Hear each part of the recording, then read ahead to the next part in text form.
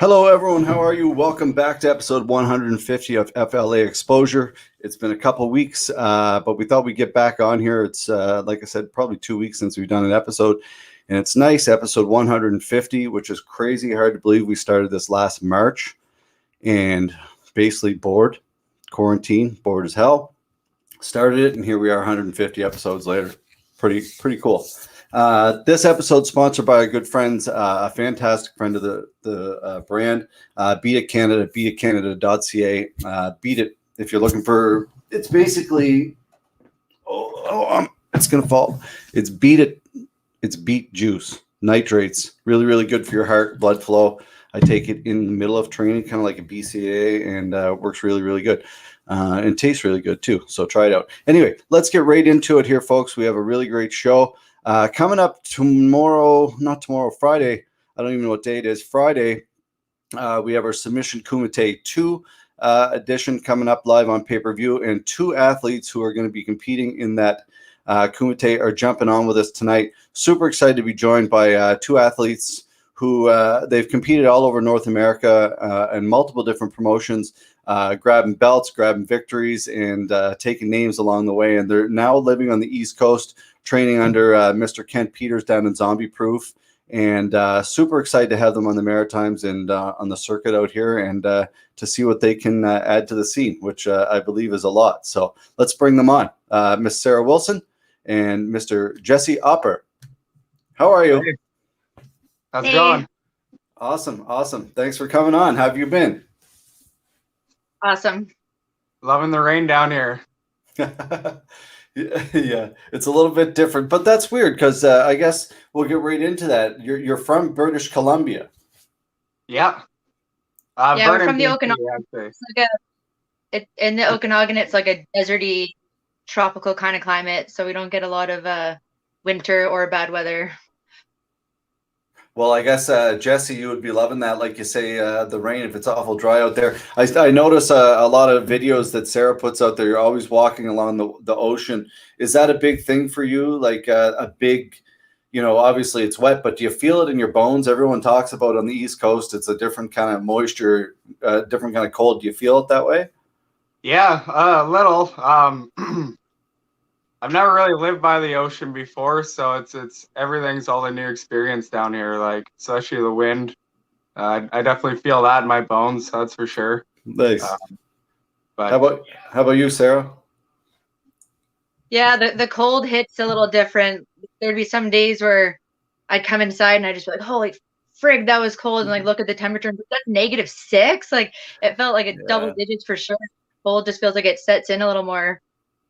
Yeah, it's definitely interesting. And you're not unlike a lot of other people who've decided to move east, obviously, during COVID and the whole thing that's going on around the world. So many people have moved out here, and I'm really happy to have you both competing on our show. It's really great for our scene to have high-level people come in here and move here, and it's great. It's great for our competitors locally, and it's great for people like Kent who have clubs, and it's great all around. How's the transition been? I'll let you go first, Sarah. I'd say it's actually been surprisingly seamless. I feel like the Zombieproof has a similar kind of vibe to my gym RDC back home. Like a lot of no-gi, kind of just a little more like grittier training and stuff. Mm-hmm. Yeah, me and Jesse have always liked to go and travel around and find different places to compete, different clubs to train at. And so yeah, coming to a completely different province with people you don't know at all, and just kind of getting to test yourself and see what's out there. Because from what I've seen, there's a lot of talent out here. Great answer, Jesse. The transition's been really good. I come from more of like a family orientated Brazilian Jiu-Jitsu gym, because Sarah and I didn't actually train together back in the Okanagan. We trained at two separate gyms. Yeah, like we just started training together recently. So, it's good to finally share that with her. And, as for everyone down here, like it seems like there's a lot of talent pool, and just getting to know other people's games as you roll with them at their gyms, and to know new people, new clubs. Yeah, it's all part of the experience, Yeah, it is. So, Like you said, that's a very cool thing to say, like you get to now experience it together, which is a really cool thing, because at the end of the day, that's what it's about. You can come and compete, you can do these events, you can train, you move across the country together. And that's a beautiful thing. I love hearing that, because that's what jiu-jitsu is about, bringing people together, truly. yeah, you betcha. So I guess I'll start with you right away, Sarah. How'd you get into combat sports? Obviously, you've mentioned Sterling. Redlac out of RDC is a big mentor for you. How did you kind of get in this whole game? So that was out once I had already moved to BC. So I was born in Ontario. So I had actually initially tried Muay Thai. I traveled a lot. I traveled a lot alone, and I was like young, so you're like doing things like hitchhiking and just stuff like that. So I wanted to kind of, if I was going to be stupid, to at least be a little bit smart. So at Toronto BJJ actually is where I started. But funny enough, I did the Muay Thai there, and I did a little bit of the BJJ, but it was more the like Muay Thai. Then I didn't really do much for a couple of years as I moved around, and I was living up north in like Dawson Creek for school, so there's nothing up there. Yeah. And then when it down to Penticton is another, like that's where I met Jesse, and then that's where I finished up nursing school and started competing. And then I was at a local gym, and then I started competing a lot. And my school just wasn't a competitive school, so I started driving an hour every day with one of my teammates. Nice. Yeah, every day, and then trained there for the last few years. Got my purple belt from him, and yeah. And the rest is Here history. That's awesome. How about you, Jesse? Like obviously she brought it to the point of where you met in Penticton, but how did you kind of get involved? My brother started training jiu-jitsu and Muay Thai actually, and naturally him being the older brother, he's always like twisted me up and being bigger and stronger than me. So, and then he started learning all these techniques and coming home. So I figured I had to join jiu-jitsu or die, basically. I've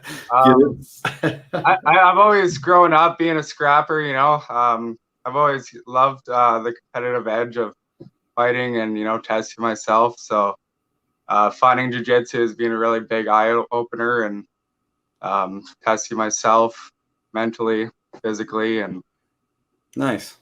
Awesome. Yeah, that's the thing, right? Everybody kind of gets into it differently, but and what they get out of it differently. A lot of people, some people compete to win. Other people are competing just to maybe win one match, or some people are competing just getting out there for them as a win. And that's the cool thing about even like our events. It's one thing I really like about our events is I'm a big community person. Like I really love the whole behind the scenes kind of, everybody, competes hard, but everybody loves one another too. And I know that sounds really kind of old, like hippie-ish, but that's, I guess, what I am. And I think it's an important thing, compete hard, but be super respectful. And I love that. Hopefully you guys will enjoy that aspect of our scene out here. Most definitely. What's the biggest thing that you've noticed so far since you've got out here that's different? Like jiu-jitsu related, or just like Nova Scotia related? Yeah, just in general, like something that you've noticed that especially during COVID, that maybe people taken for granted, or. Oh my God, well, taken for granted is like everything that is in my life right now. Like I have all my family's in Ontario who is in extreme lockdown, and then my life and friends back in BC who are kind of in between. And like even in my family chat that just last week, they're like, "Oh, we're going back into lockdown," and you're just like, on the way to the gym, you're like, "Oh, okay." But, yeah, I feel bad, but see you later. And like so many people have not even been training this whole time. Like my sister told me the Toronto BJJ hasn't even opened since the pandemic hit. I don't know if that's true or not. That's what she said. But imagine going that long and like plus not competing, and then there's places in the States who just like never missed a beat, and it's interesting to see how it's all going to play out on like the big competition field.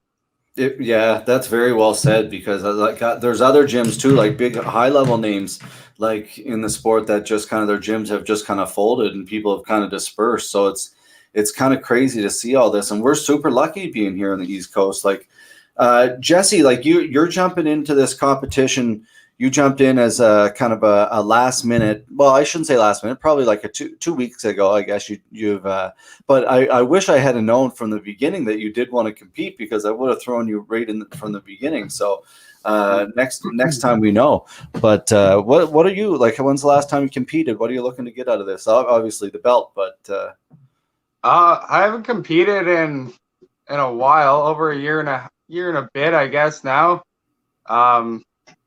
I used to be pretty hard at it. Sarah and I, right? We've done actually a couple of sub-ace tournaments, which kind of has the same similar rule set as your tournament. So champions.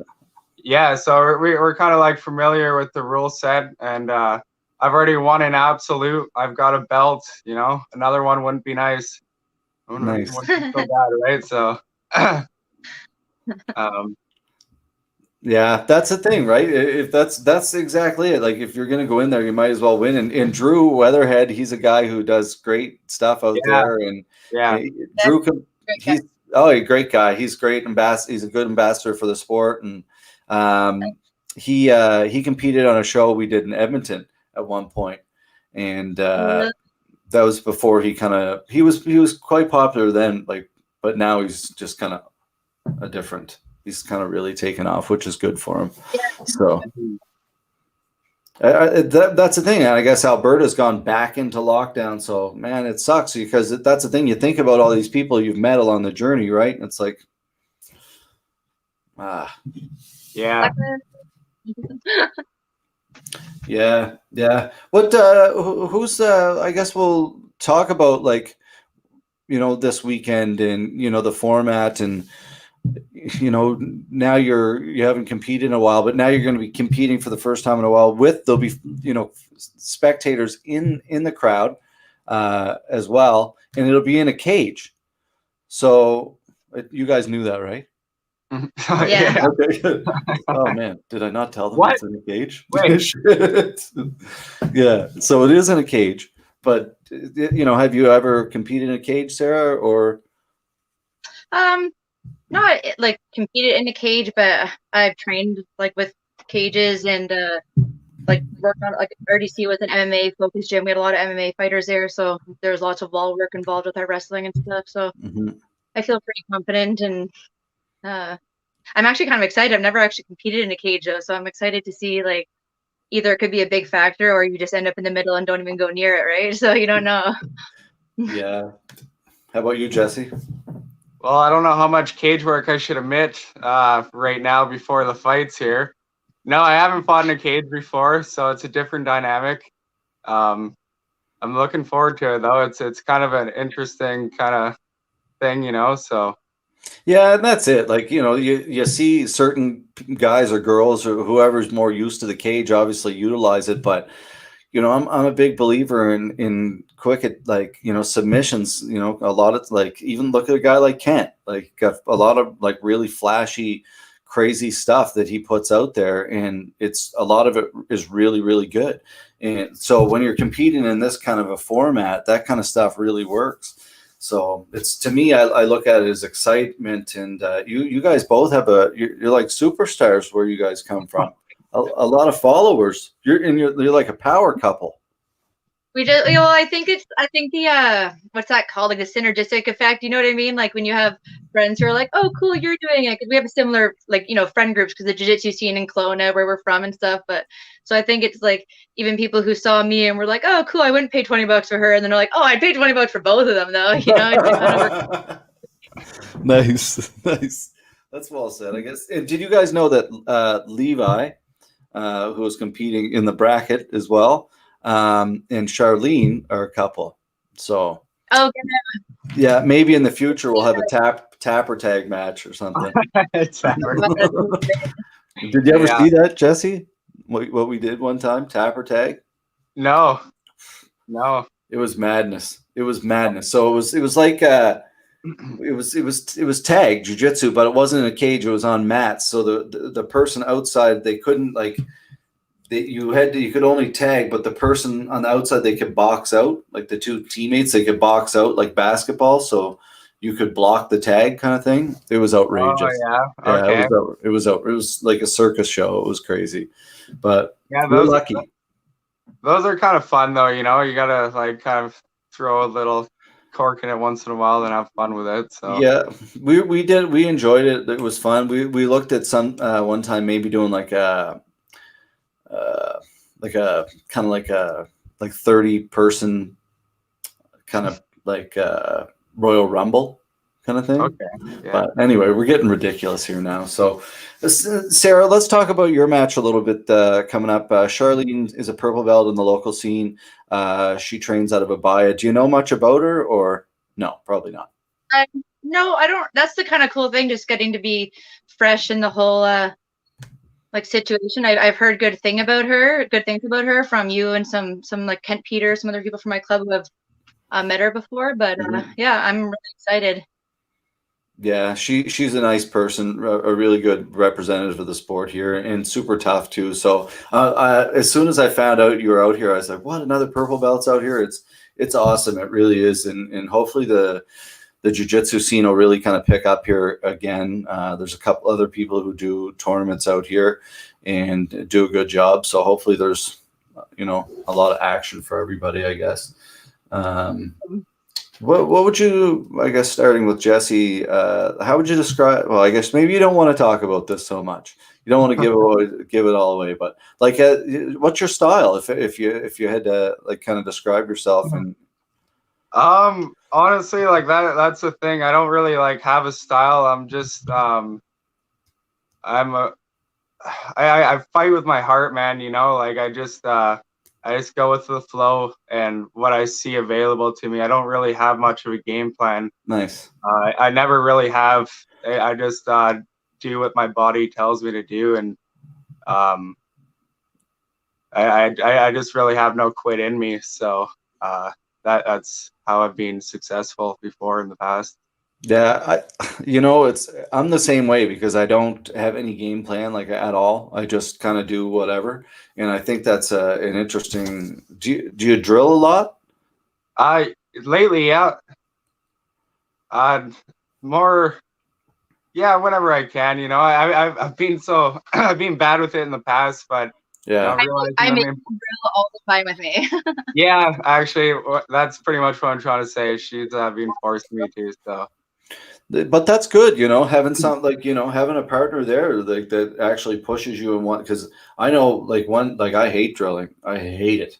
So, having someone to push you and I think it's awesome. And these opportunities are cool to experience together, when's the last time you ever got to go to Pictou, Nova Scotia in April? Like you guys don't know what you're. Yeah, it's been a hot minute. Yeah, it's pretty much like a smaller Sydney. Like yeah, it's an interesting little place, but the venue is beautiful. We've done lots of other shows there too, and it's a great spot. So it should be really fun. Yeah. So anything you guys want to add, or I guess coming out here on the East Coast, it's been a big transition. Are you planning to stay out here? Is this like a full-time thing? You plan to go back to Ontario? What's the plan? I'm here for a little bit, just kind of explore. Like we knew that Kent was out here before we came out here, before we had the opportunity to move out here. Nice. So we knew he was looking at him, and I had trained out here when we visited before. So yeah, we've been enjoying training here, and I feel like as long as you have somewhere to train, you're okay for a little while. But we want to stay here for maybe like a year or two, and then kind of travel somewhere else to move. We're thinking maybe like California's our planned destination right now. California, San Diego, I'm guessing. I always like the LA area. I spend a lot of time in California. I've competed a lot around there. I love that area. Interesting. Everyone's leaving LA right now, and you guys are going. I like it. Oh, I just feel just kind of in a transient way, like I've always thought that being in that area would just seem to be like the hub of jiu-jitsu and good weather and surfing and just like all the fun stuff, there's so many competition opportunities, especially for a woman. Like it's sometimes frustrating when you can only find like maybe one person at a tournament that you've paid to go into. Actually, speaking of Drew, shout out to him. He's the only person who's ever let me men. And that was because I went to so many tournaments where I paid and you drive there, you train, there's no one there, and they never let you compete with the men. But he actually let me, which was super dope of him. Yeah, Yeah, I've seen that out here too. Yeah. And then a lot of like the tournament in California, you'll look at the divisions and you'll see like 12, 15 girls in divisions and stuff. And it's like, yeah, like I would love more opportunities like that. Yeah. And that's very, I think that's super important. And it's, I look at it too, because we used to do, we would do females competed free at certain events to draw extra competitors. We did, but sometimes it's like, and I'm not saying I did a great job either. Like it's a hard thing to, sometimes you don't always make all the right calls with certain things. And I got to say, like, I look at the female scene out here and it's really strong. There's a lot of really talented competitors out here. And Rogue, they're a company out of New Brunswick that does tournaments, and they had a really kind of a strong eight female bracket. I don't know if it's on YouTube as well if you want to check it out, but that you should pay attention to that because they're going to be. In say? Yeah, and they do events here in Nova Scotia too. Like, don't get me wrong. I'm not saying that I feel like everybody has to let all like girls and guys compete, but just sometimes when it's like, they know you've driven out, and so I know it's a lose-lose situation sometimes for guys to compete, but I think it's really cool how many more women are getting into jiu-jitsu, into MMA, into competing and stuff. So I love it. I'm excited to go. Like, man, there's a girl I train with, a woman I train with who is a badass and beats the shit out of me on a regular basis. Nicole, if you're watching, and that's the thing. Like I talk to buddies of mine all the time, and they're like, dude, come on out on the mat, do it, just man, that's it. Like go back to what you said, Jesse, like grit, heart, and determination. Like, you can have this much talent, but if you have that much heart, it's a disgusting, I guess, I don't know what I was trying to say, but like a really bad mix for somebody who's competing against you, right? I'm not good at this podcast thing. It's been 2 weeks, and I it's you're so busy with other things, but I wanted to get you on, and I apologize for the other day, kind of messing up that, and my life is very hectic at the moment, and I apologize, but right now makes it so easy. Sorry. Oh, just everything being from home makes it so easy. Yeah, that's the thing. Like people ask a lot. They're like, "Oh, hey, will you guys do these podcasts from home? Like, bring people in at some point?" And I'm like, I doubt it. It's so nice to do it from home, and it's for us. It's for our promotion to meet, athletes and kind of, have good chats and stuff. But by no means do we think we're Joe Rogan and we're going to be so right. A lot of people, I think, get in that. Yeah, exactly. Right. So we're in the business of putting on MMA fights, and hopefully we're back to that in June. So anyway, we've got a great event coming up. Before we get out of here, did you guys follow the professional circuit at all when you're like what did you think of Gordon and Galvao? I feel like if you've gone that far and you've said that much and you get slapped in the face, you probably should and in the very least, just defend yourself. You just got assaulted. By law, you just got assaulted. You now have every right in the world to lay hands.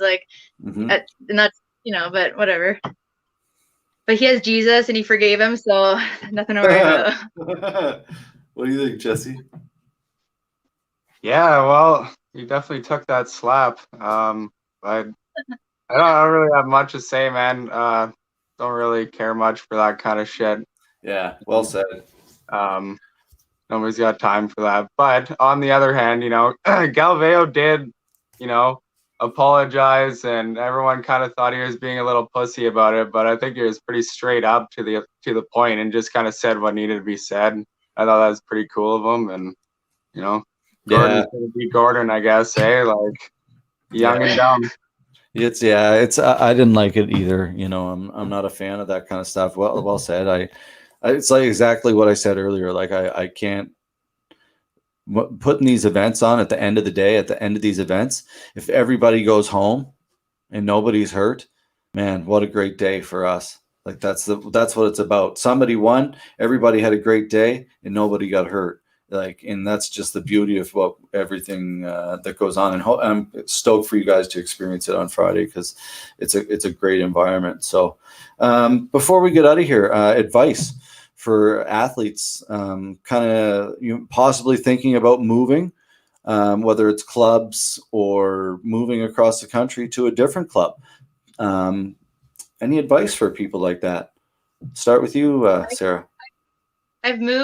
I've always loved like moving and new adventures, so I'm definitely biased to a certain degree, but I think just fresh starts always bring out the best in people when you have like the least amount of baggage or habits or routines built up. New training partners definitely challenge you more. Like even going to this gym, it's like, you have your people that you kind of like look at each other and you just kind of do your half rolls and stuff. And then you go to a new gym and every single round you're like, oh, I'm not gonna let them think I suck, and you just go back 100%.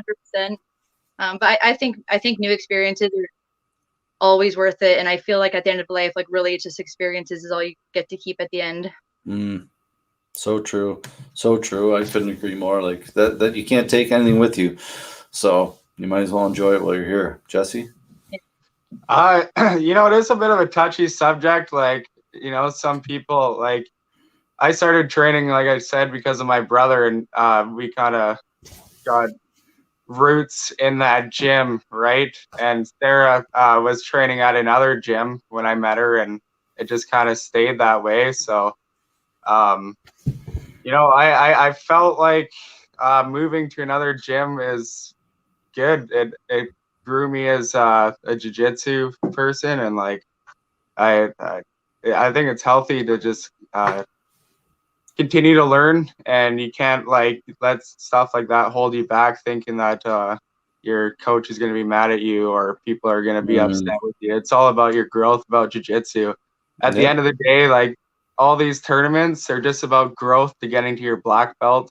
Like, and no matter how many times I lose at blue belt, white belt, purple belt, man, it doesn't matter. It's all about getting to black belt and whatever you have to do to get there, honestly. Yeah, it's true, man. And improving and growing, not just in the sport, but in life every day. You can't have regrets. Like you have to make, as cheesy as that sounds, you have to make it count. Like I can go through my story, and like everybody's got a story, man. And having regrets sucks. So, follow those people who support you and support them right back, man. Well said. So, well, all right, folks. I guess with that said, before we get any deeper, I'd like to thank you for coming on. Really appreciate it. I'm super excited to meet you both on Friday. And tell the world, folks, get out there and pre-order the pay-per-view for these two. Going to bring the heat from the West Coast of Canada to the East Coast. So anything you want to say final, Sarah? No, it's great being here, and it's great to be on this show here, and I'm really looking forward to meeting everybody and showing people what I can do on the mats. The Joe Rogan podcast. All right, Jesse. I appreciate you having me compete at your tournament, and good luck to everybody. Yeah, well said, man. And that's it, man. Just good sportsmanship, and it's going to be a great evening, and it should be a really fun. You'll enjoy it. The first time people kind of experience behind the scenes here, I think it's really different than a lot of other places. So thanks for jumping in there, and we'll see you Friday. Yeah, sounds good. Yeah. There you have it, folks. Nice to meet you too. Jesse Opper and Sarah Wilson. Thanks for jumping in there too. Two great grapplers from the West Coast, now here on the East Coast, and really, really excited to have them join us for our upcoming event on Friday. Sarah is the co-main event, going up against Charlene Barkhouse out of Abaya MMA, and Jesse is competing in the absolute bracket against Neil McDonald in the first round. Really excited to see them compete, and I apologize for whatever I'm saying, because I'm not on the ball today at all. It's been a long week and I'm busy as hell, but I'm super excited for this weekend. And get over there, order the pay-per-view. Anybody who gets on the pay-per-view early before Friday, you get entered in a contest to win 2 tickets to Fight League Atlantic 2 floor tickets, which is in June, as well as a couple other things from Fight League Atlantic, and this beautiful Gypsy Boys grappling t-shirt from Gavin Tucker, UFC fighter Gavin Tucker. So yeah, some great items out there. Check it out. If you're going to watch it, you might as well order early. All right, folks, we'll see you soon. Lots of love. Be good, be kind. We'll see you soon.